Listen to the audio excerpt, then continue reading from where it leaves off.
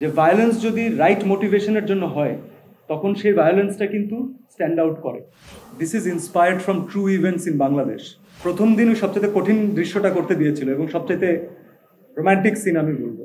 আমার মনে হয় যে এইটা একটা অনাকাঙ্ক্ষিত কথা শুরু করে, একটা আলোচনা শুরু করে, যেটা এই মুহূর্তে আমার প্রয়োজনই নেই। জঙ্গলি এমন প্রথম ফিল্ম আমার ক্যারিয়ারে যেখানে স্ক্রিপ্ট রাইটিং এর একেবারে স্টেজ থেকে আমি সম্পর্কিত হতে পেরেছি, সংযুক্ত হতে পেরেছি। এই এক্সপিরিয়েন্স আমার এর আগে হয়নি, কারণ মেনলি আমরা হচ্ছে সবসময় পাণ্ডুলিপি পাই, আপনারা জানেন ডিরেক্টর আমাদেরকে পাণ্ডুলিপি পাঠান। তবে একটা ইয়াং টিম নিয়ে আমরা কাজ করেছি, তো এই টিমটা চাচ্ছিল যে এই কাজটা কোলাবোরেশনের মাধ্যমে হোক। আমাদের সেটে সালমান শাহর অরিজিনাল ফ্যান ছিল হচ্ছে রাহিম, তো আমিও ফ্যান ছিলাম, রাহিমও ফ্যান ছিল। আমাদের এই সুজন শাহ ক্যারেক্টারের অনেকগুলো জিনিস রাহিম আর আমার কিন্তু ডিসকাস করে করা, কারণ বাকিদের সবার থেকে সালমান শাহর কাজ আমরা বেশি দেখেছি, আমরা বেশি ওন করি তাকে। সিনেমাটা আমরা প্রমোশন যখন স্টার্ট করেছিলাম তখন আপনারা খেয়াল করেছেন যে আমাদের অ্যাকশন একটা প্যাটার্ন ছিল। সেই লুকটা দিয়ে কিন্তু আমাদের দর্শকদের সামনে আসা এবং দর্শকদেরকে একটা নতুন সিনেমাতে প্রথম 1 বছর আগে একটু হলেও ইন্টারেস্টেড ফিল করানো।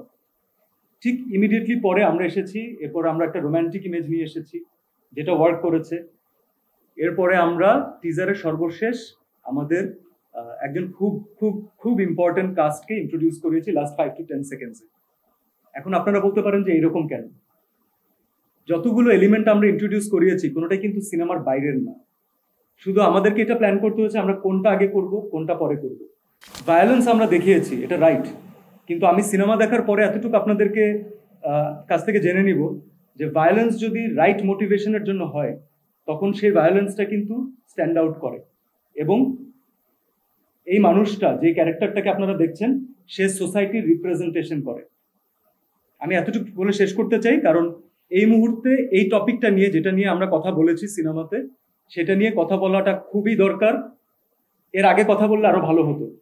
আমরা কিন্তু খুব সুন্দর করে প্রথম দিন থেকে জানিয়ে দিয়েছি যে this is inspired from true events in Bangladesh.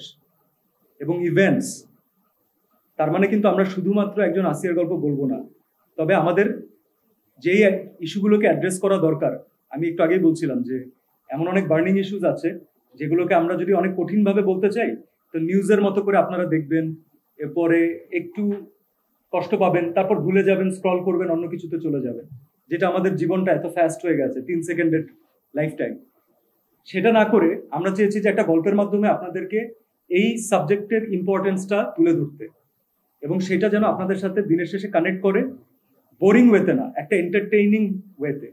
সিনেমার একেবারে প্রাথমিক দিক থেকে ছিলাম, একটা জিনিস কমন ছিল যে প্রত্যেক ফ্রেমে আমরা কোনো না কোনো রিলেশনের গল্প বলেছি, এবং সেই রিলেশনের সবচেয়ে বড় মূল ভূমিকা আসলে ফ্যামিলি ছিল।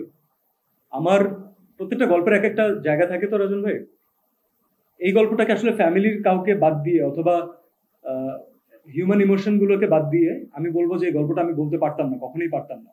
তো মোটা দাগে বললে this is about the family, family is important. প্রথম কাজ আমরা করেছিলাম টান।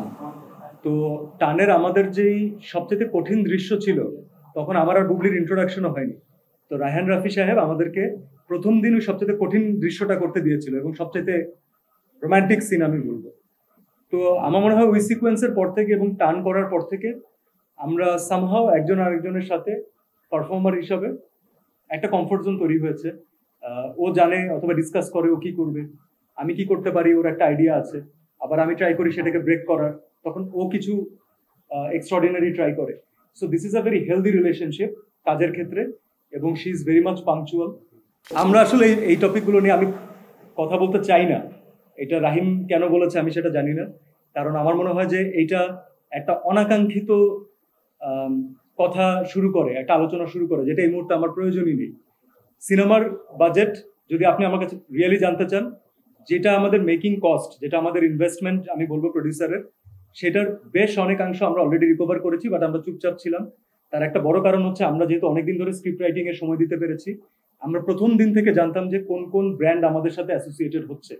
তো আমরা কোনো ব্র্যান্ডকে ফোর্সফুলি ইন্ট্রোডিউস করিনি, কিন্তু ভেরি স্মার্টলি আমরা অনেকগুলো সুন্দর প্লেসমেন্ট নিয়ে ডিল করেছি। একটা দেশি ল্যাঙ্গুয়েজ, সিনেম্যাটিক স্টাইলিশ একটা ল্যাঙ্গুয়েজ ক্রিয়েট করতে চেয়েছি, এবং আমাদের যে বাজেট আছে তার মধ্যেই আমরা হাইয়েস্ট লেভেলে গিয়ে সেটা করতে চেয়েছি, এবং সেটা কোনো না কোনো জায়গা থেকে আমরা কিছুটা হলেও আপনাদের সাথে কানেক্টেড হতে সফল হয়েছি। তার কারণ হচ্ছে আপনাদের রেসপন্সে আমরা সেটা টের পেয়েছি। আপনি প্রথম লুক দেখে যেই অ্যাঙ্গেল থেকে মুগ্ধ হয়েছিলেন, মুগ্ধতা তো অনেক ধরনের হতে পারে।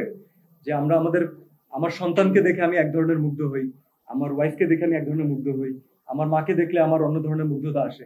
তো আমি আপনাদেরকে এতটুকু বলতে চাই, একটু বেশি কনফিডেন্ট হয়ে যাবে নাকি জানি না, নতুন কিছু তো অবশ্যই চেষ্টা করেছি আমরা, তবে ফার্স্ট লুকে আপনাদের যে মুগ্ধতা ছিল, সিনেমা দেখার পর আপনাদের একটা অন্যরকম মুগ্ধতা।